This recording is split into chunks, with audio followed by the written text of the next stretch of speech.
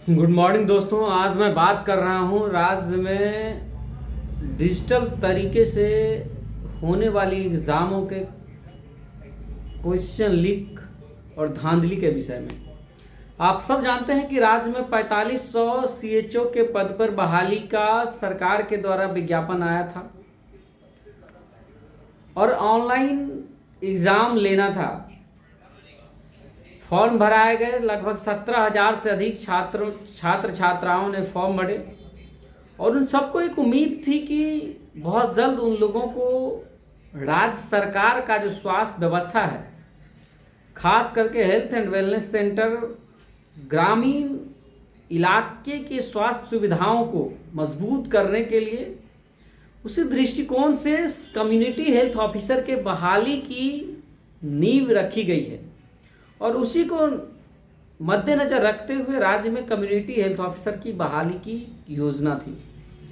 लेकिन परीक्षा माफियाओं के द्वारा, जैसा अक्सर कई एग्जामों में इस तरह का होते रहा है, इसमें तो एक चीज है कि दिख गया, पता चल गया तो पुलिस इस पर कार्रवाई कर रही है। लेकिन एक बात और है कि हर ऑनलाइन एग्जाम में आजकल इस तरह का धांधली हो रही है। अगर सरकार इसमें नहीं शामिल है, सरकार के लोग, जिम्मेदार लोग नहीं शामिल है, तो फिर इस तरह की धांधली होती क्यों है? सरकार से बड़ा तो कोई नहीं है, कोई परीक्षा माफिया गवर्नमेंट से बड़ा नहीं है। अगर उसको गवर्नमेंट से जुड़े हुए लोगों का सह है तभी इस तरह की धांधली हो रही है। कई लोगों को लगता होगा कि एग्जाम है, एग्जाम हुआ एग्जाम कैंसिल हुआ, फिर एग्जाम हो जाएगा। लेकिन इस वजह से उन हजारों स्टूडेंट के उम्मीदों पर पानी फिर गया, उनके अपने मेहनत पे पानी फिर गया। और इसके अलावा जो एग्जाम होने वाली है, ऑनलाइन एग्जाम जो होने वाला है, उस एग्जाम को लेकर के भी जो राज्य के पैरामेडिकल छात्र हैं, राज्य के नर्सिंग छात्र हैं, उनके मन में एक भय समा गया है कि क्या आगे भी होने वाली बहालियों में इसी तरह की धांधली होगी? क्या इसी तरह परीक्षा माफिया सेंटर से, कंपनी से कंसल्ट करके इस तरह की धांधली करेंगे? ये तमाम चीजें जो है सो छात्रों के मन में है। हमारे कई साथियों ने भी हमें कहा कि जो परमानेंट बहाली होनी है, क्या उसमें भी इस तरह की सेटिंग वगैरह है? क्या उसमें भी इस तरह का संभावना है? और अगर ऐसा होता है तो पढ़ने वाले छात्र जो हैं, जो मेरिटोरियस छात्र हैं, उनका क्या होगा? क्योंकि आप सब जानते हैं कि आज ही के कल के भी पेपर में, अखबारों में आपने देखा होगा, परीक्षा माफियाओं का 100 करोड़ रुपया कमाने का। तो एक तरह से ये जो मिशन लेके लोग चल रहा है, ऐसे में कहीं ना कहीं राज्य स्वास्थ्य समिति के भी बड़े बड़े अधिकारी जरूर हैं इन्वॉल्व।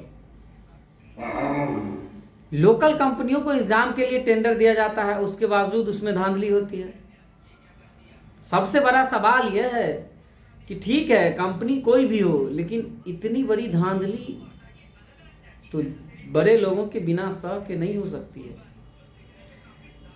आर्थिक अपराध इकाई को इस केस में आर्थिक अपराध इकाई काम कर रही है, इन्वेस्टिगेशन कर रही है।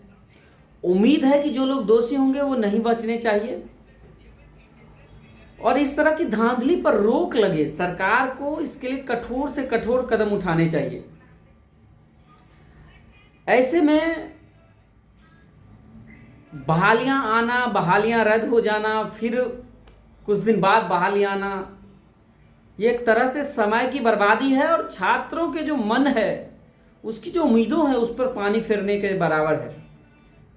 मैं माननीय मुख्यमंत्री जी से, आदरणीय स्वास्थ्य मंत्री जी से रिक्वेस्ट करता हूं कि कदाचार मुक्त परीक्षा हो, ऐसा माहौल बनाया जाए और पारदर्शी तरीके से परीक्षा हो, जिससे कि मेरिटोरियस छात्र जो हैं उनको जॉब मिल सके, रोजगार मिल सके। अन्यथा जो मेरिटोरियस छात्र हैं वो तो जॉब में नहीं जाएंगे, लेकिन जो पैसे के दम पे सर्टिफिकेट लिए हैं, पैसे के दम पे ही नौकरी चाहते हैं, उन लोगों को रोजगार मिल जाएगा। और फिर आप सब जानते हैं कि क्या व्यवस्थाएं होगी। बिहार पुलिस से भी मेरा रिक्वेस्ट है कि इस विषय पर एकदम कठोर से कठोर कार्रवाई करें, जो भी लोग इसमें संलिप्त पाए जाते हैं। जिन लोगों ने भी इस तरह का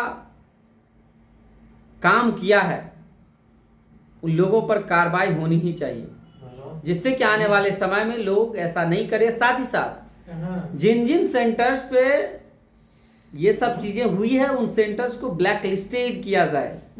जिन कंपनियों ने ऐसा किया है उस कंपनी को भी ब्लैक लिस्टेड किया जाए। बहुत बहुत धन्यवाद। आप लोग अगर YouTube पर देख रहे हैं तो प्लीज इसको सब्सक्राइब कर लीजिए और शेयर कर लीजिए। धन्यवाद।